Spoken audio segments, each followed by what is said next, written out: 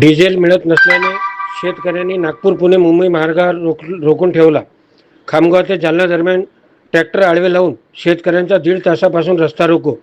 महामार्ग भर उन्हात वाहनांच्या लांबच लांब रांगा.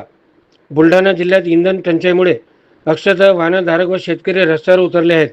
काल रात्रीपासून रांगा लावूनही डिझेल मिळत नसल्याने संतप्त शेतकऱ्यांनी चिखली तालुक्यातील मीरा फाटा येथे नागपूर पुणे मुंबई महामार्ग गेल्या 1.5 तासापासून आंदोलन केले.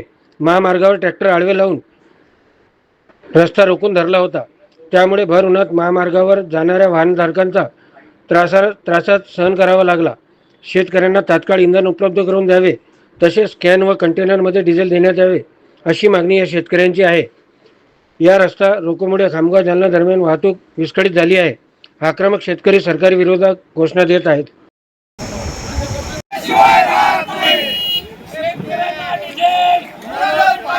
शेतकऱ्याने नाही केला पेरा,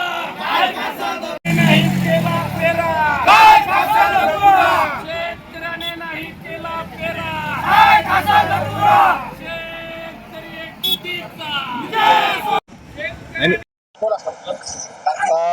आज आम्ही मेरा चौकीच्या नायरा पंपावर एक रास्ता रोको आंदोलन करण्यात आलं. त्यामध्ये जे ट्रॅक्टर 3 दिवसापासून ट्रॅक्टर लागलेले होते, त्या ट्रॅक्टरला अर्ध्या ट्रॅक्टरला डिझेल मिळालं आणि अर्धे ट्रॅक्टर हे तसेच लाईनमध्ये लागून होते. त्याच निमित्तानं आम्ही या ठिकाणी डिझेल मिळावं म्हणून एक आंदोलन केलेलं आहे, रस्ता रोको केलेला आहे.